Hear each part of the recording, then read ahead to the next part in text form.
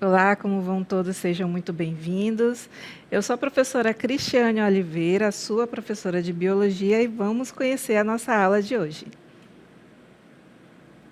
Nossa aula de número 16, Objetos de Conhecimento, Vulnerabilidade da Juventude, Puberdade, Automedicação e Uso Excessivo de Medicamentos, Vacinas, Detalhamento, Infecções Sexualmente Transmissíveis. Então, vamos começar?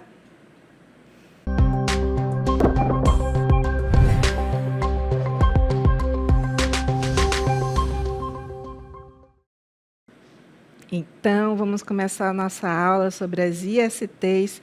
É sempre um tema polêmico, né? Uma vez que mexe aí com a questão da sexualidade, mexe com temas que são temas ainda relacionados como tabus dentro da nossa sociedade, né? Mas então vamos conversar sobre as ISTs, mas ISTs causadas por fungos e bactérias especificamente, tá? Trago para vocês aí uma curiosidade sobre esse termo, porque antigamente era chamado de DSTs. Então, vamos lá esclarecer. A IST, né, trata-se de fazer uma designação para a infecção. Pode não apresentar sintomas imediatos. Aí nós temos aí alguns exemplos que nós vamos ver durante a aula, como a clamídia, que pode ser assintomática. E já o termo DST, né, que remete aí às doenças sexualmente transmissíveis, estava relacionado com o termo doença. É um termo antigo, já em desuso, né, e ele servia para designar as doenças com sintomas evidentes. Então, essa aí é uma diferença entre a terminologia, porque que agora é IST, porque engloba mais os agentes etiológicos que estão contaminando os indivíduos, mas que também possuem a presença de ser assintomático. Então, para a gente não errar mais, fala-se hoje ISTs. E aí vamos dar continuidade falando sobre o conceito das ISTs, que são infecções causadas por bactérias, vírus, fungos ou parasitas que se espalham principalmente por meio do contato sexual e sem proteção. Então, gente, é importante essa questão da proteção para a gente evitar ter alguns problemas, principalmente relacionados às ISTs. No entanto, também pode ser transmitida de outras formas. Então, falei para vocês que pode ser por contato sexual, né, por relações vaginais, orais e sem preservativo, por exemplo. Preservativo, considerando aí a camisinha masculina e feminina. Mas também tem outras formas de contágio. Nós temos aí pela transmissão vertical, ou seja, de mãe para filho, durante a gravidez, amamentação ou parto. Mas não para por aí também. Nós temos o tipo de transmissão que é feito por contato com sangue ou fluidos corporais. De que forma? Através do compartilhamento de agulhas. Isso aí geralmente é um hábito de usuários de drogas injetáveis. Infelizmente, isso acontece. É bom a gente esclarecer de que forma esse hábito, reforçar que esse hábito não é saudável, né, por inúmeros motivos, e aí reforçando mais ainda, porque pode transmitir ISTs.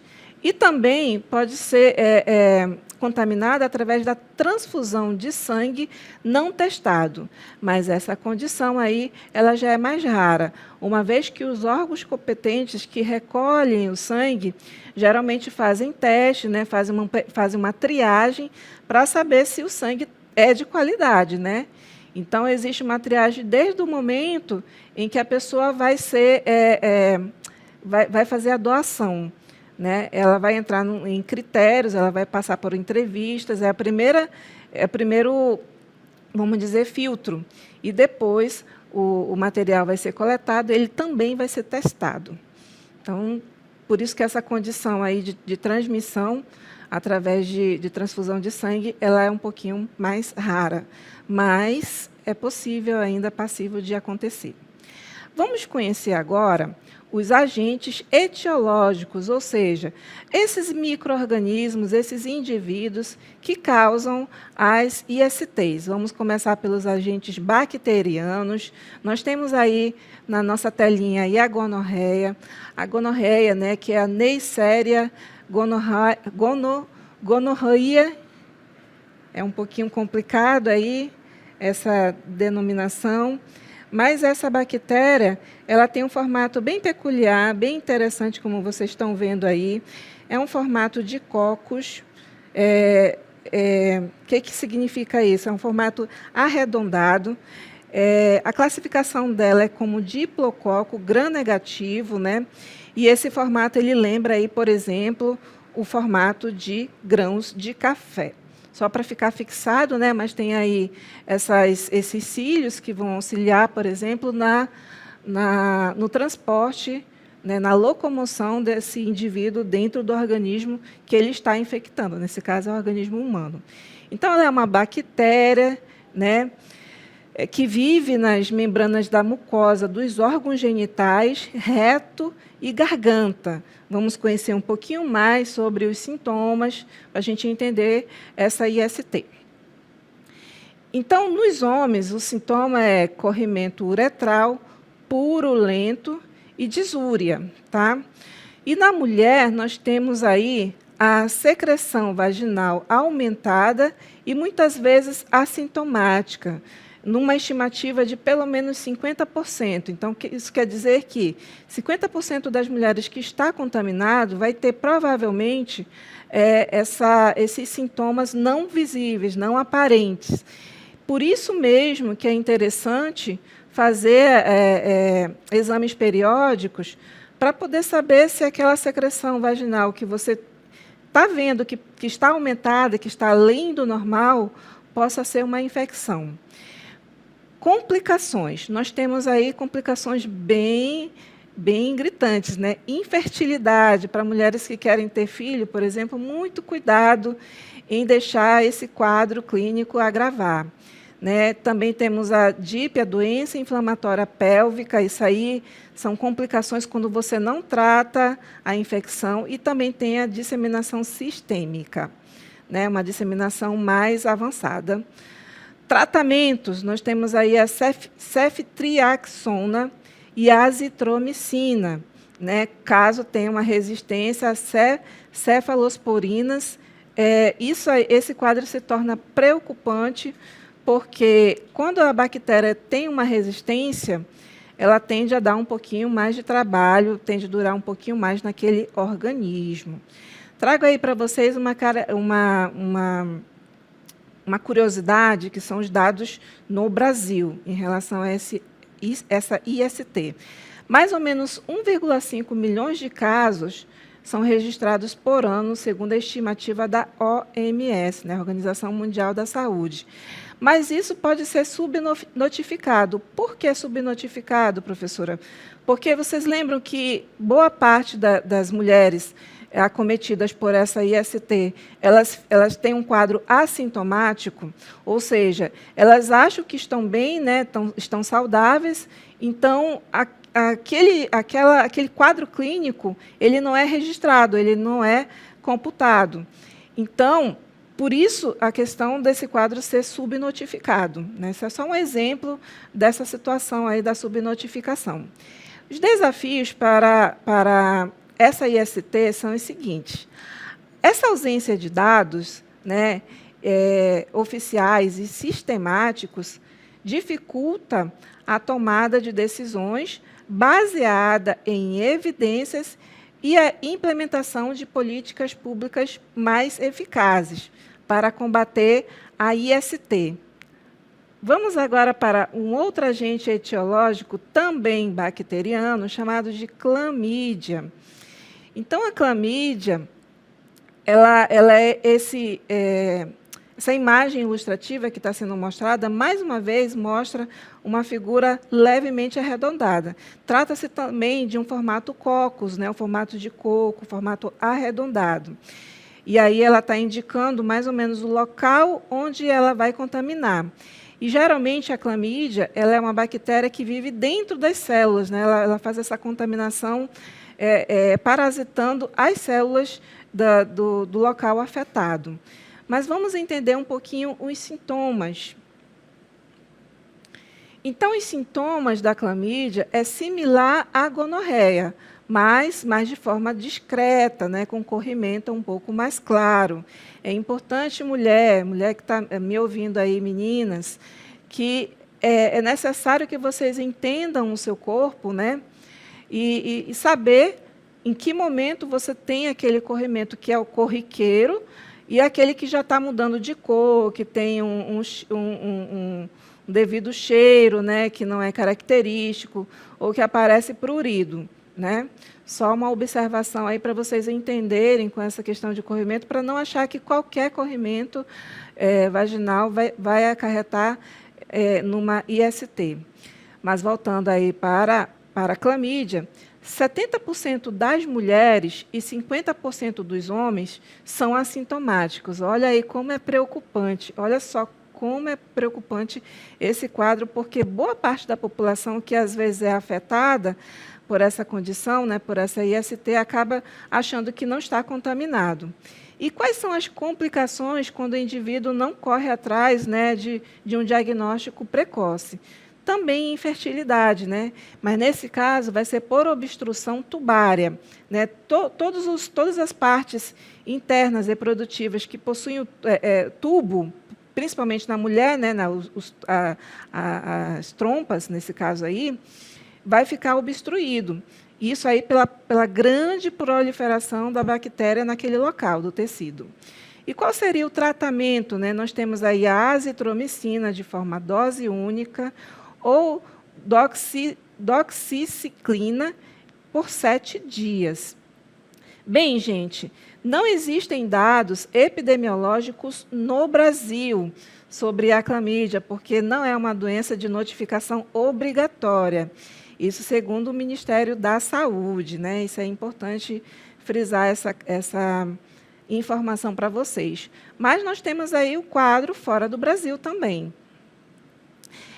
Dados, por exemplo, do Centro de Controle de Prevenção de Doenças dos Estados Unidos, isso foram dados coletados em 2017, mostram que a maioria dos casos acontece em pessoas na faixa etária entre 15 e 24 anos. Né? É aquele momento da explosão dos hormônios, né, da pessoa que está descobrindo sua sexualidade, e com tanta informação aí sendo disseminada, né, dando prioridade à questão da descoberta e aquela pressão da sociedade, olha aí o que acontece. Né? Com tanta informação ainda sobre prevenção, as pessoas aí estão se contaminando.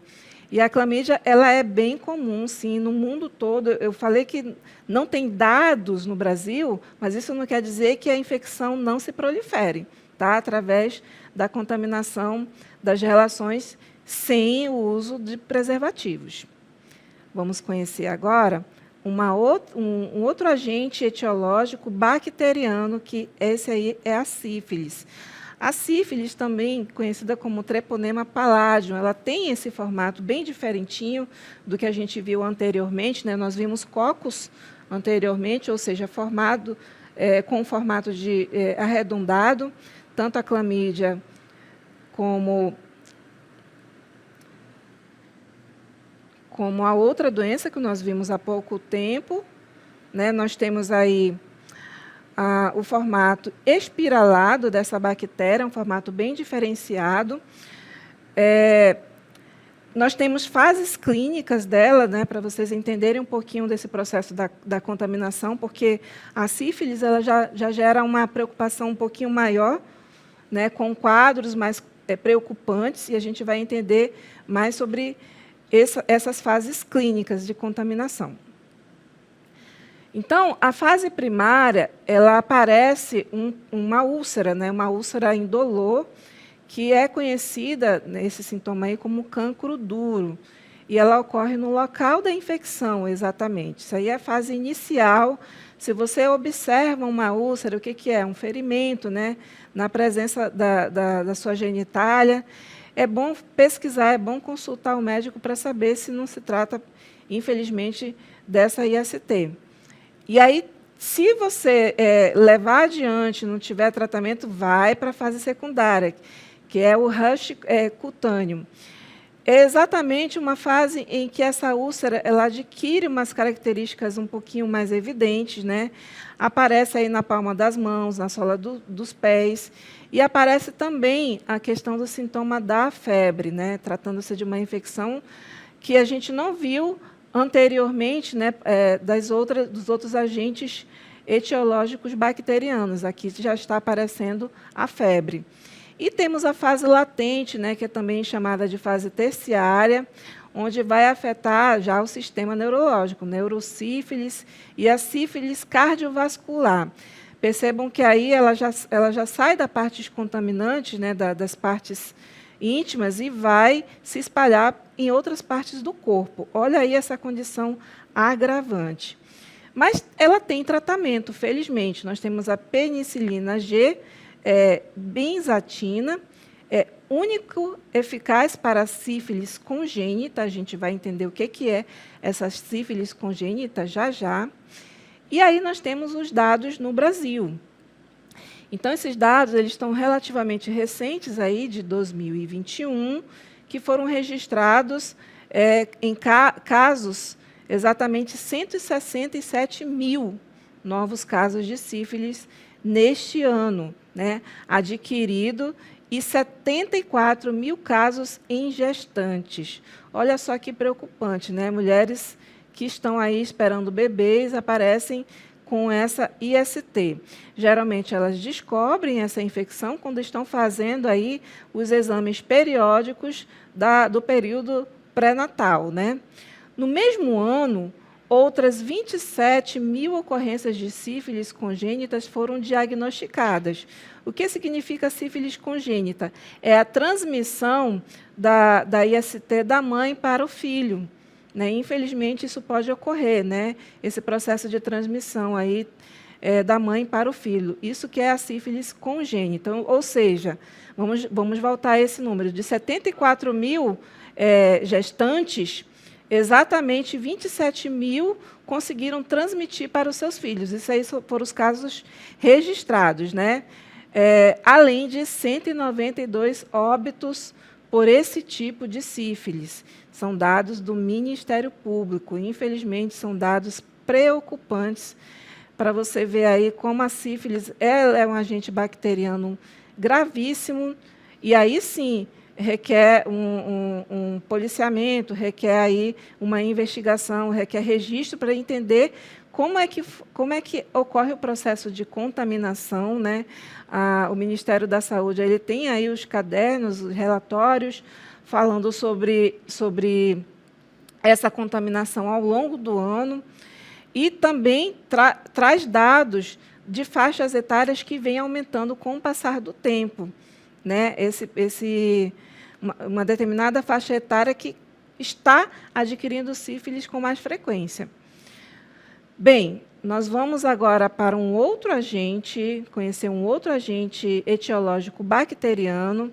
Ele não tem um nome comum, né? Eu trago assim de forma bem atualizada. O nome dele é Mycoplasma genitalium. Tem umas características bem interessantes, umas curiosidades bem interessantes para passar para vocês sobre esse agente etiológico. Em casos mais graves e mais raros, né, esse agente pode provocar abortos e até infertilidade feminino, caso não sejam feitos diagnóstico e tratamento adequados. Em 2018, o aumento do número de casos ainda não foi identificado no Brasil. Isso quando começou-se a descobrir a contaminação dele em outros países. E, por isso, é importante, desde já, aumentar a vigilância para esse tipo de bactéria, que ainda não existem registros formais, né, Apenas em outros países já há menção sobre esse agente etiológico, mas é bom ficar em alerta que é mais uma outra infecção, infelizmente, que pode acometer aí a saúde das pessoas caso elas não tenham cuidado aí no ato sexual com proteção. Sintomas, né? Nós temos aí uretrite e cervicite, mais frequentemente assintomático, né, que são infecções na parte da uretra e na parte cérvica do indivíduo. O desafio é a resistência aos macrolídeos, né, que são determinados antibióticos, como a azitromicina, e o tratamento, né, se resistente, é moxifloxacino, né, é esse antibiótico aí. Só por curiosidade, mas como eu falei para vocês, né, esses registros eles ficam mais por conta de outros países, né? O Brasil ele tem que se preparar aí quando acontece aí esses surtos epidemiológicos, né, que podem se espalhar aí fora do continente, fora de outros países, invadindo aí o nosso país, o nosso Brasilzão. Agora nós vamos conhecer os agentes etiológicos fúngicos.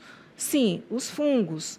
Nós temos aí a candidíase genital, né, que é provocada pelo agente chamada Candida albicans, mas tem também outras espécies, né, que vão acometer aí alguns processos de infecção. Ela não é, por causa disso, né, dessa variação da Cândida, né, que esse gênero é um pouquinho grande, ela não é exclusivamente uma IST, mas pode ser transmitida sexualmente e, por isso, ela aparece aqui no nosso quadro como IST, tá bom? Mas ela não é exclusivamente, vale lembrar mais uma vez. Quais são os sintomas, né, da Cândida? Cândida, nome comum, só por curiosidade. Nas mulheres, ocorre um corrimento branco grumoso, né, com prurido, né, um prurido intenso, que é uma coceirinha, né, e a vulvovaginite, né, ou seja, a parte da vulva, parte da vagina, elas vão ter uma irritação, né, uma vermelhidão. Bem, nos homens ocorre o que chamamos de sintoma de balanite, que é a vermelhidão e a irritação na glande, né, do aparelho reprodutor masculino. Fatores de risco, temos aí a diabetes, o uso de antibióticos e a imunodepressão. Qual seria o tratamento aí para esse tipo de IST? Temos aí comumente o uso tópico, nesse caso aí é o uso através de pomada vaginal, que é o clotrimazol e a nistantina. E o uso oral, fluconazol e dose única. Voltando aí para os nossos fatores de risco, né, vamos esclarecer aí uma situação do fator de risco desse indivíduo aí. Como diabetes, o uso de antibióticos e da imunossupressão, né, eu falei outro termo, esses fatores eles criam um ambiente propício para o crescimento do fungo, tornando as pessoas mais vulneráveis à infecção, né? Então, o que vai acontecer? Pacientes que já estão fazendo tratamento para outras situações, nesse exemplo aí, né, um diabético, ou alguém que está fazendo uso constante, né, de forma continuada, por muito tempo, de antibióticos, ou de imunossupressivos, o que vai acontecer? Eles ficam mais vulneráveis à infecção, né, desse indivíduo aí, da Cândida. Por quê? Ela é um agente etiológico oportunista, ou seja, ela está presente, como ela tem essa variação, ela está presente em vários contaminantes, né? Às vezes você passa por contaminantes que você nem percebe que tem esse agente, e no contato com ele se contamina. O corpo ele tem esse agente nele, Só que ele vai proliferar, né, ele vai buscar aquele momento oportuno quando a imunidade ficar mais baixa. É o que acontece, por exemplo, com a mulher, com muita frequência, principalmente aí a mulher, quando ela é acometida por essa IST. E aí eu falei do tratamento, né, que tem o uso tópico, que é o clotrimazol e a nistantina, e o uso oral, que é o fluconazol, geralmente dado em dose única. E aí tem uma característica dele, né, a resistência desse indivíduo. Quando se trata do indivíduo Candida auris, né, existe uma emergência como prioridade da OMS, uma vez que ele cria uma resistência com os antibióticos que são comumente utilizados. Ele é conhecido aí como superfungo, né, e tem causado a preocupação em escala global devido à sua disseminação e resistência aos medicamentos antifúngicos que normalmente são usados no tratamento de Cândida, do gênero Cândida em geral, né? E dados no Brasil mostram que é a segunda infecção genital mais comum em mulheres. Ou seja, de 75% das mulheres, uma pelo menos, né, 75% das mulheres terão pelo menos um episódio na vida com essa infecção, né, com a presença dessa infecção na vida delas. Olha só o quanto é preocupante, né, esse processo de contaminação e quando a gente não dá uma devida importância. Por quê, gente? A Cândida, embora ela não tenha sintomas graves, né, quadros clínicos graves, como foram mostrados aí pelos agentes bacterianos, ter essa condição, ter essa infecção, diminuir a qualidade de vida do indivíduo. Um cenário epidemiológico no Brasil, em relação às bactérias, diz que na sífilis ela é a mais notificada, né? São dados robustos, como eu falei para vocês, tem muitos dados, tem muitos relatórios do Ministério da Saúde relacionado a essa infecção, uma vez que ela causa graves danos à saúde do indivíduo. A gonorreia e a clamídia são subdiagnosticadas, porque a falta de testes rápidos para a gente fazer o teste, para fazer o diagnóstico precoce para essas infecções. O cenário epidemiológico no Brasil em relação aos fungos é a candidíase, né, que ela é autolimitada na maioria dos casos, mas, infelizmente, ela impacta na qualidade de vida da pessoa, né? Uma vez que, por exemplo, a mulher que mais tem sintomas da Cândida, ela vai ser acometida aí por prurido, que são aquelas coceiras, nós temos aí o corrimento, que às vezes tem um cheirinho, né, um pouquinho irritante, que causa incômodo, né? Então, a qualidade da vida da mulher diminui aí. Autolimitada porque tende a desaparecer por si só, sem tratamento específico, especialmente nos casos mais leves. No entanto, mesmo em casos autolimitados, a candidíase pode ter um impacto significativo nesta qualidade de vida. Agora trago para vocês algumas curiosidades e pesquisas. Vacinas, né? Em desenvolvimento, existe a vacina para a gonorreia e para a clamídia, que ainda estão em fase de teste pré-clínico. Alternativas terapêuticas, nós temos aí a fagoterapia para bactérias multiresistentes e probióticos vaginais à base de lactobacilos na prevenção da candidíase, relacionada aí ao pH, porque a candidíase, como ela é oportunista, ela precisa de um meio, né? E aí o lactobacillus ele vai alterar o pH da mulher. E microbioma vaginal, né? Estudos relacionam, por exemplo, a disbiose a maior risco de ISTs bacterianas, ou seja, pessoas que tratam aí essa disfunção relacionada aí com o trato digestório, por exemplo, elas podem estar mais suscetíveis a essa infecção. Pontos chaves para reflexão. Bactérias exigem diagnóstico precoce, para que a gente possa evitar complicações. E os fungos têm alta prevalecência, mas o tratamento é simples na maioria das vezes. Fica aí a dica para reflexão, né, sobre as ISTs causadas por fungos e bactérias, e até a próxima.